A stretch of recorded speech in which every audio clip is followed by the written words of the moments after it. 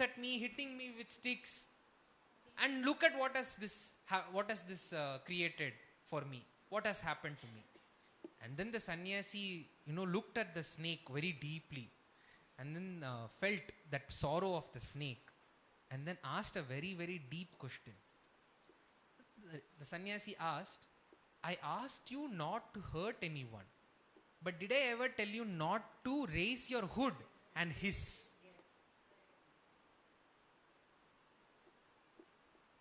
That's all. The snake heard this and got enough wisdom for the day. And after that, end of story. Story cannot further. You should not further go into it. Yeah, you should stop at the relevant point.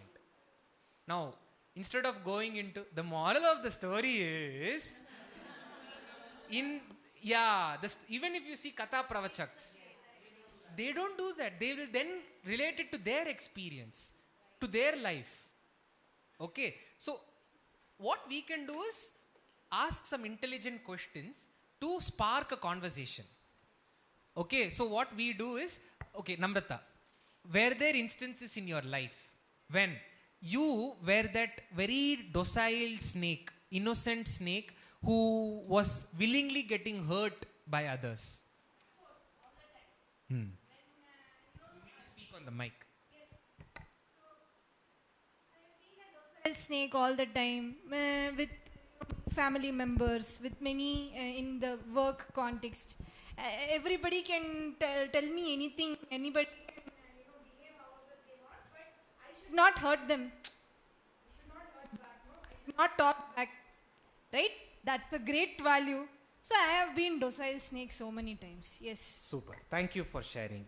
Has there ever been a time when you have been able to become an assertive snake, like the one which raises the hood and hisses? Very rarely, because I don't know that if I can be this assertive snake, that other person will be able to, understand that I am not trying to hurt that other person, but that other person also should not hurt me. So very rarely I am able to do that. Wonderful. Let me ask you another question. Have you been that venomous, aggressive snake ever? Oh, yes. Especially when I am in local train, I don't want anybody to be around She's from me. Mumbai though. So I am from Mumbai, just some context, right? I don't want anybody to be in my 1 meter radius. So I will nicely punch and I have been a snake. Good. So, just an example of how, and so then stories don't become just the same story every time. Now, the same story after a few months when you speak, life would have happened and you'll have different things to share. Yes. My takeaway is that you are calling her a snake. Oh. The eyes of everything, you're calling Namrata ji a snake. Yes, Namrata ji. So she would love it because Adi Shesha is her favorite god. Yoga. Patanjali is also a snake, Samp, Roop. Patanjali, Yoga, Sutras. So I mean, this is just a context, right? Story ka context mein, we are using the snake. That's it. Oh, yo. No, we are not gurus. But anyways, just to drive home the point of how we can take values in a class, and stories complemented by questions, inquiry, discussion is the way. But it is actually the very similar way of how we prepared like our story and then reflective questions are prepared. Wonderful. In earlier curriculum also the happiness curriculum that we were part of, and now science of health again similar like Correct. line of thinking. In fact, in one of the schools we work with in Coimbatore, we do this program on stories, teaching yamas and niyamas, and we call it socio-emotional learning through Indic stories. Because this is that. Correct. What is this story teaching us? It's teaching us ahimsa, if you actually look at it.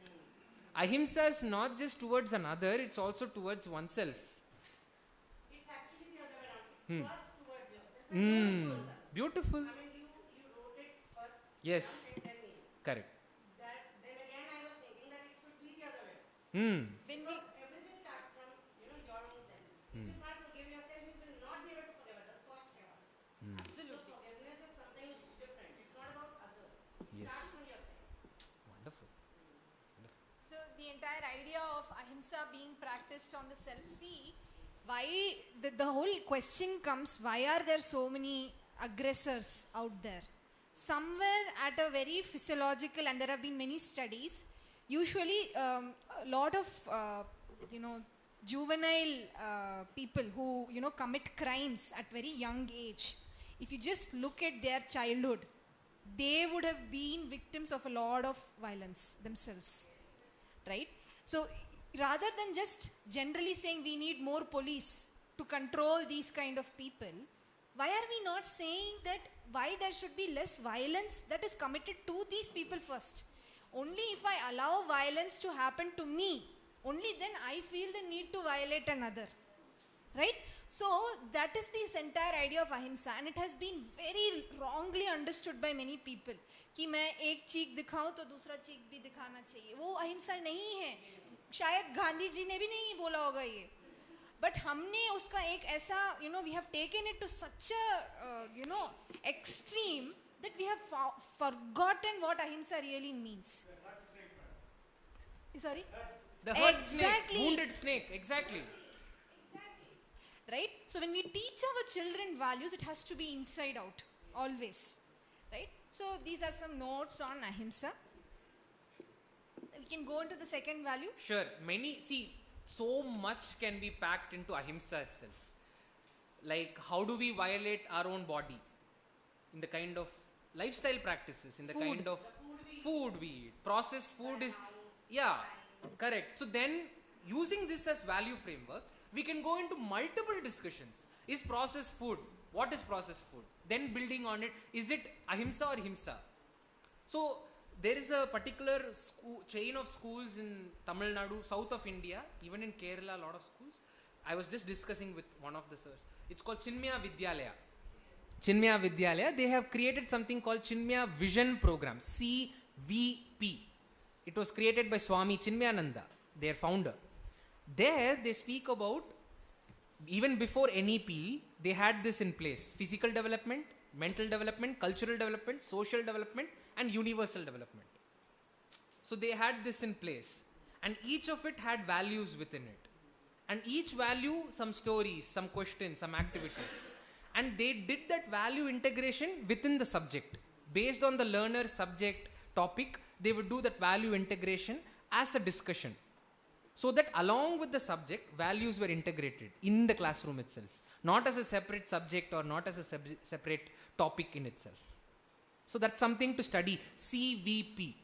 If ever you get the chance to visit Chinmaya Mission schools, I have been greatly impacted and influenced by their thought. It will be very, very useful and helpful on how they think about it. Yes. And an important thing that I just want to bring back, it is to be practiced towards all beings, not just human beings.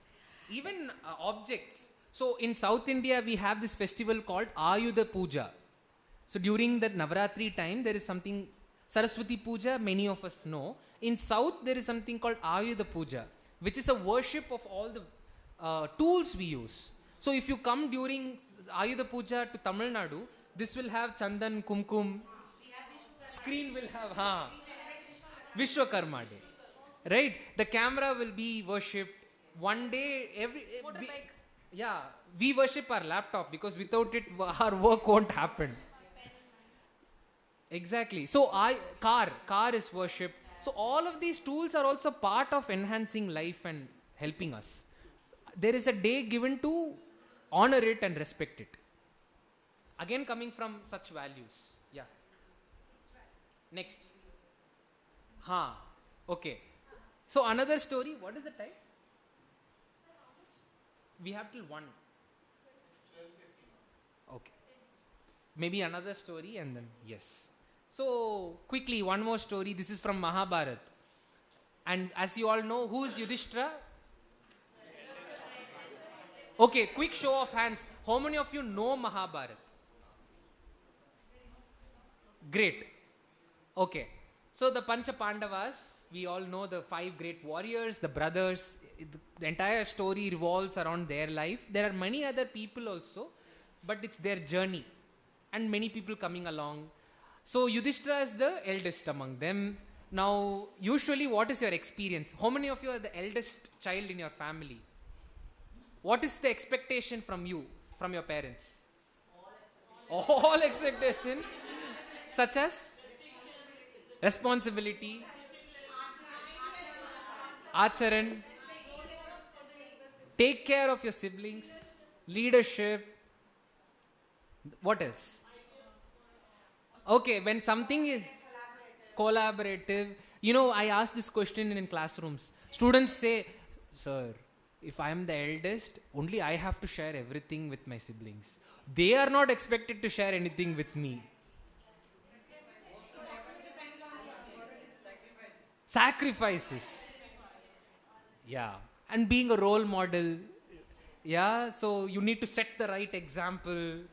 So many things are expected. So Yudhishthira is also one such, right? He's the eldest, number one, among the 5. He's a warrior. People look up to him. Image is very important as a warrior. And he's also going to be the king soon, the Raja. So everybody's eyes are on him, and so the need to set the right example, do the right things, right? Be good, be right, all of that. Now, during the war, what happened? You all know Dronacharya. He's the teacher, the guru of all the Pandavas and the Kauravas. He fought on side of the Kauravas. Now, towards day 12, 13, 14, the war was becoming very, very bloody. Drona was creating massive destruction. He was using weapons, higher power weapons against lower ranked soldiers. So, in our culture and traditions, there were proper ethics of warfare. Only till sunset war, a Maharati versus a Maharati only can fight. Basically, war among equals or equally ranked soldiers, equal weapons, cavalry versus cavalry or elephant versus elephant, so on and so forth. But by then already many rules were overstepped, and Drona himself was creating massive destruction by using very powerful weapons. Now at that time there was a dilemma, and that had to be a strategy, and we all know what happened thereafter. What was the weakness of Drona? The sun, a soft corner, an attachment to the sun. So at that point they all did this a strategy where they say, what happened? They said Ashwatthama Hataha. Yes, but who actually was killed? Who killed the elephant? Who killed the elephant? Bhim, right? But what was announced? Ashwatthama Hataha. That was told by whom? Yudhishthira.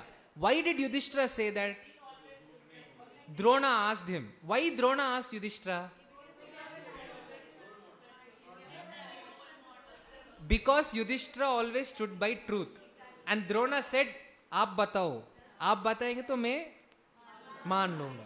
I will believe every word of you say because you represent truth. So what did Yudhishthira do with so much difficulty? He said, Ashwatthama Hataha. And then, that word, but, and then he says, Narova Kunjarova, but that was not heard by Drona. By then the conches were blaring and, yeah. Correct. But is that the truth or is that a lie? Half truth?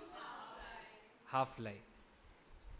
So we can neither say it's the truth, neither say it's the lie. But can we look at the context? What was happening and why Yudhishthira did what he did? Right? So there was a dialogue between Krishna and Yudhishthira. Krishna is trying to whatever. Yudhishthira is saying, but this isn't what I follow. This doesn't represent what I truly believe in. Because it's not complete truth or satya. Right? But at that time, you need to look at what is the context. What are we doing this for? Why is this important? Yeah. Right? And just to add, we see the context right before that, right? We have Dronacharya. Is he following any rules? Is he making any principles? He's doing everything gadbad, right? So, you can In fact, the whole Chakravyuh this one, he was a major part of planning that entire this one. Right? So, do you think it is useful to apply rules to someone who has anyways broken it 100 times? Is it of any use? It's like saying, I will not kill a terrorist because killing is wrong. Yeah. It's wrong, right? You should not kill anyone, you should not hurt anyone. So I will not kill terrorist. Is that of any use? Of course not. So similarly, this idea of Satya, we think that Satya is only about facts. But Satya is not just about facts. In this situation, Yudhishthira was technically not saying a fact, but he was saying the Satya. Because in that context, in that situation, he had to do what was the best. And when doing what was the best, that is known as Satya. And Satya always follows. So if he had not told the truth, or if he had not said what he said, what might have happened? Drona would have continued killing. Do you think that would have been a case of ahimsa? Do you think ahimsa would have been established by him telling the fact of that case? Absolutely not.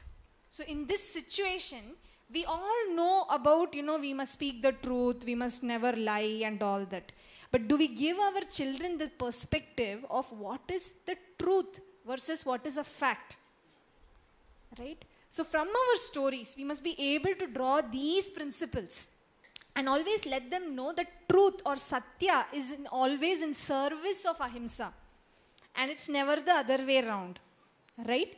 And the most important thing is, it's not just important to speak the truth and then do whatever. There is kaya, there is vacha, and there is manasa, right? We do some things in the world. We think of so many things in our minds and we speak so many things. So simply speaking something and not actually having that in your mind and not actually doing it in your body or through your actions. If there is no alignment between the three, then we can say that there is no satya. Right? In this case also, Dronacharya, did he have satya was he practicing satya? Of course not. Right? So we must be able to draw out some of these principles as we discuss some of these values. Yes. Yeah? Yeah. So we'll stop here. Take a breather and come back. Lunch also? Yeah, of course. Breather includes lunch. And let us enjoy the stories, the thoughts we are having. Yeah? Because the possibilities are endless. So we'll come back and continue our discussion. Thank you. Thank you.